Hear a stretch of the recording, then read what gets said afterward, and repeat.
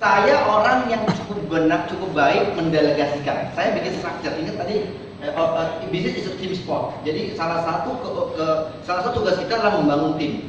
Dan setelah timnya jadi, delegate all. Jadi saya ke kantor tuh gak ada kerjaan, Pak. Jadi kalau saya ke kantor, saya cuma kepo. Saya datang ke sana, saya kepo, lu ngapain lu? Terus ngobrol-ngobrol sana gitu kan. Terus bilang, si bapak gak ada kerjaan gitu kan. Jadi semua saya untung saya berhasil membangun tim setelah 19 tahun. Ada tim yang bekerja dengan sangat baik di sekeliling saya dan membantu saya. Ya. Jadi saya hampir kalau datang ke kampus, paling cuma ngobrol-ngobrol, ya kan? Vina, berapa hari ini? Gitu kan dia nanya. Dia bilang, aduh bapak udah dari 12 kali dia nanya hal sama gitu kan. Karena saya cuma ngepoin doang. Ya. Jadi nggak ada masalah dengan pembagian waktu. Jadi kerja kita itu bukannya kerja 9 to 5. Jadi physically kita tidak bekerja kerja, tetapi tanggung jawab semuanya ada di kita sebagai pemimpin bisnis. Oke. Sebagai market leader, siap-siap di copy. Ya, you will be copy. Ya, jangan takut kalau mereka mulai copy kita, berarti kita melakukan hal yang benar. Ya. Tapi kita harus selangkah di depan lagi. Nah, itu masalahnya, Pak. Ya, you have to do it. Yes. Kalau enggak nanti dia akan lewatin. Makanya belajar. Makanya baca buku tiap hari. Makanya lebih update dari tetanggamu sebelah. Ya kan? Kalau enggak, dia akan lewatin kita. And 5 tahun lagi, you are history. Ya. So kalau Anda jadi market leader, mereka akan mulai mengcopy. Anda harus baca selangkah, gak apa-apa di copy, pasti di copy. Ya. Lari lagi, catch me if you can. Itu. Space-nya habis, Pak. Nggak bisa, nggak akan habis. Lanjut lagi terus. Idenya banyak. Kalau Anda kehabisan ide, yaudah, selesai. Oke? Finish. Apa namanya? Masalah. Developer. Disruption, Pak. Siapkan mental di kopi saja berarti ya. Ya harus terima. Pasti. Kalau Anda market leader, pasti semua orang lihat dong. And pasti di copy. Udah pasti. Ya. Jadi ketika di copy harus bikin yang lain. Kalau Anda di copy nggak berhasil yang lain, ya dia ngejar ya sudah nasib nih. Masalah. Pertanyaan berikutnya disruption, Pak. Scale up. Scale up dan disruption ya. Scale up itu terjadi kalau menurut saya tadi ketika kita sudah bisa bangun tim udah jadi, ya kan? And then berarti kita sudah punya apa? Punya leveraging people, tim yang ngebangun structure, ya, structure. Problem dengan para pebisnis kita kadang-kadang nggak bangun struktur, nggak bangun structure di sekelilingnya, sehingga ada kesibukan sendiri, capek, gitu kan ngurus apa? Ngurus tagihan sendiri, ngurus apa lagi? Bikin voice sendiri, apa lagi? You name it, ya kan? Anda kehabisan waktu di sana, jadi belajar mendelegasikan.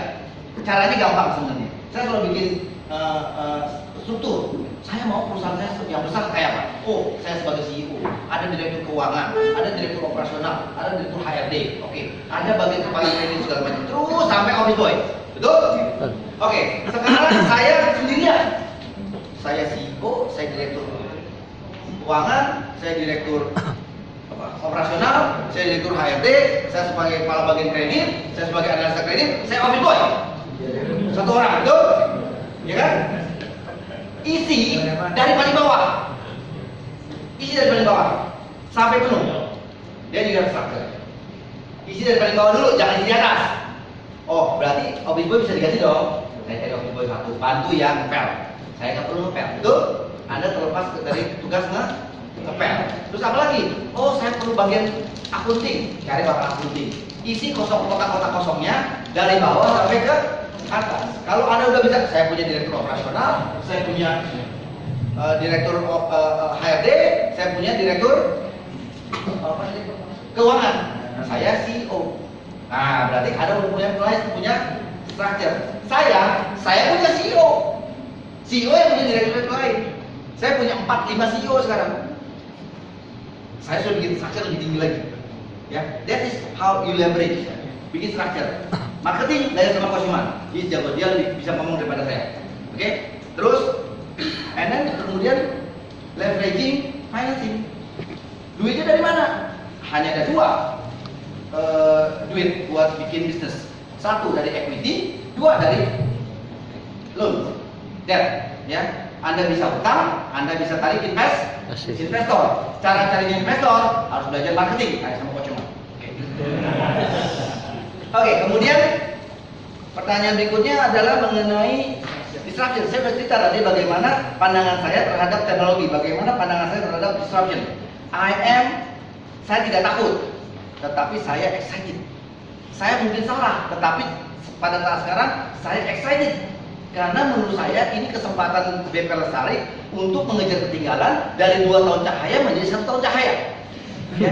So saya tidak takut dengan tapi saya mungkin salah loh. Jadi wah paling kata-kata ternyata dialungkan karena terdisrupt.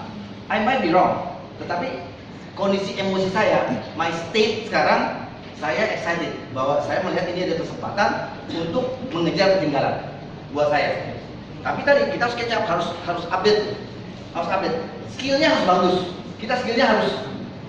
Kalau Anda gini, saya kumpulin orang-orang, saya nggak tahu apa-apa mengenai digital banking, saya nggak tahu apa-apa.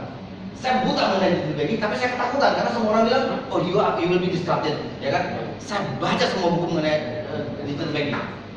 Saya panggil orang pun cerita gitu. Lama-lama saya ngerti juga. Lama-lama saya develop kita punya model. Nanti kayak apa sih yang akan terjadi? Dan kita lagi jalanin di sana. Jadi I'm excited. Oke. Gimana caranya orang bekerja? Betul kan? Ini milenial asshole ini kan? Hanya ada satu orang mau kerja kita sama kerja kita kalau tujuan dia sama dengan tujuan kita. You have to align kita punya tujuan dengan tujuan dia.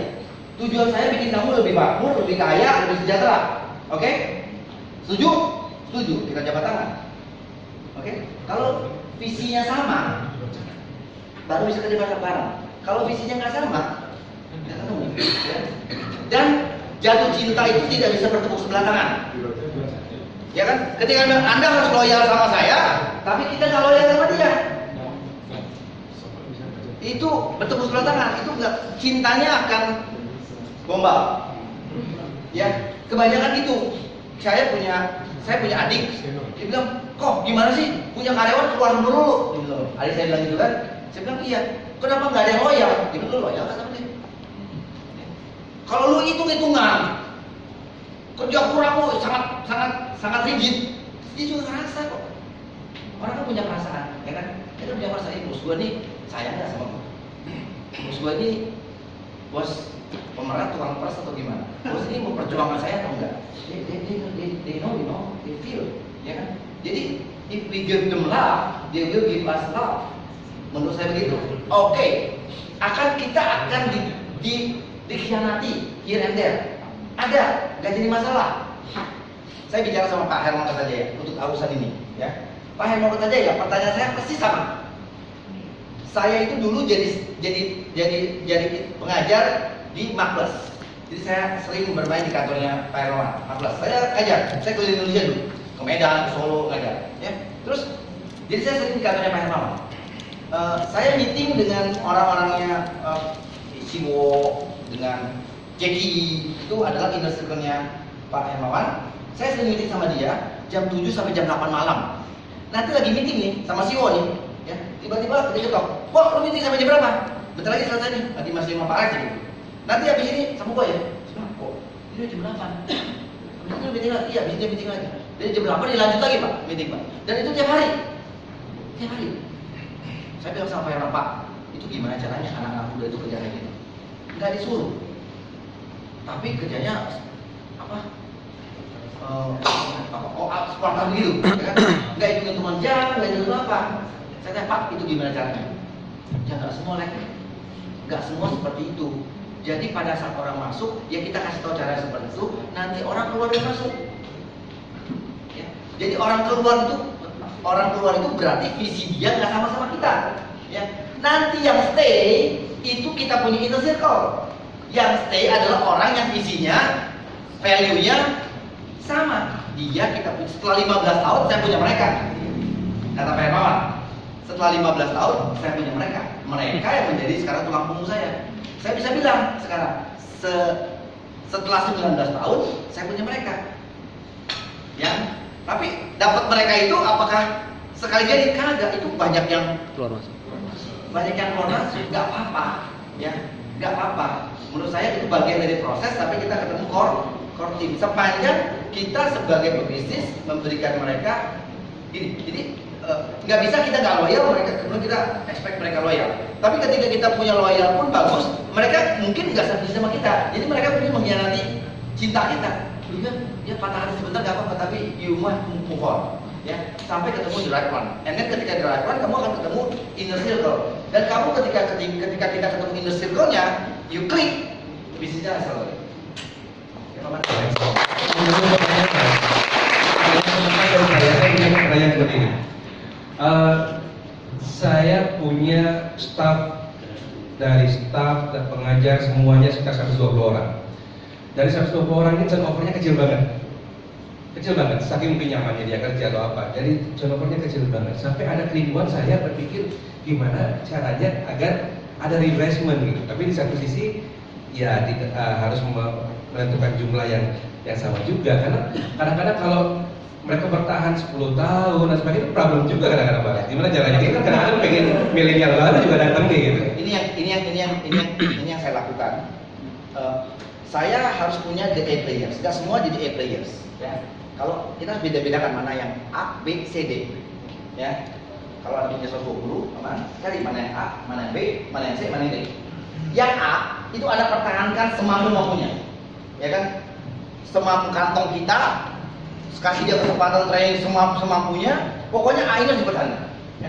Yang B didorong ke A, yang C diperingati, hati-hati lu, perlu cepat-cepat yang jadi B, yang D dikeluarin. Ya, yang D dikeluarin. Dikeluarin. Ya. Yang D, saya selalu bilang ini, mana 10 terjelek ini? Sama tim HRD saya minta mana 10 salesman yang terjelek. The bottom 10. Ya. Sama pemimpin bisnis unit, mana the bottom 10? Ya. Dari the bottom 10 yang dikumpulin, saya cari the bottom 10. Ya. Karena the bottom 10 itu D-nya. Ya. D-nya kita, karena gini, mungkin dia bukannya jelek, mungkin dia nggak cocok sama kita. Biasanya kalau orang punya employee D jelek, biasanya diapain? Biasanya sama kita diapain? Biasanya orang itu biasanya digeser sampai ke pojok berdebu yang kelihatan, betul nggak? Betul nggak? Supaya kita nggak sadar, aduh gue ngeliatnya capek dah gitu kan. Daripada gue capek ngeliatnya, gue geser sampai ke pojok berdebu yang nggak kelihatan. Pertama, kasihan dia. Kedua, kasihan kita. Dia kasihan masa depannya. Habis terbuang di pojokan debu. Pojok berdebu itu, ya kan? Kita capek hati ngeliatnya. Lebih baik dia bilang, oke kita putus cinta aja sekarang. Oke, kita talak. Berapa biayanya? Ya, so kalau dia masih muda digituin, dia bisa cari kerjaan lain, fair. Kita juga nggak capek hati. Jadi I think menurut saya itu bukan kejam, tapi itu merupakan fairness, sehingga dia bisa mencari masa. Mungkin dia nggak cocok sama kita, mungkin dia cocok di tempat lain. Sehingga ya ngomongnya nggak begitu, ngomongnya ada dulu. Nggak, performance appraisal harus fair. Jadi dia dikasih tahu, jadi jangan ujuk-ujuk. Kalau ujuk-ujuk dia merasa, oh tiba-tiba si bos nggak kasih tahu, tapi tahun pertama Pak, lu deh, ya tahun depan deh, be careful. Ini ya gini-gini. Jadi dia tahu, dia dinilai secara ini kita lakukan, dia dinilai secara fair dan dikasih tahu nilainya apa deh. Dan saya bilang kalau udah dia sekali berarti kartu kuning. 2 kali kartu kuning kamu kartu merah. Kalau kartu merah ada 2 kemungkinan. Kita tuh nggak cocok. Satu saya nggak cocok sama kamu nggak cocok ke sini.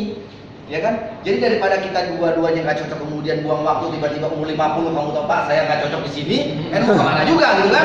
Sekarang aja mumpung masih muda, kamu janda muda, kamu bisa kawin lagi, right? Jadi itu yang saya bilang.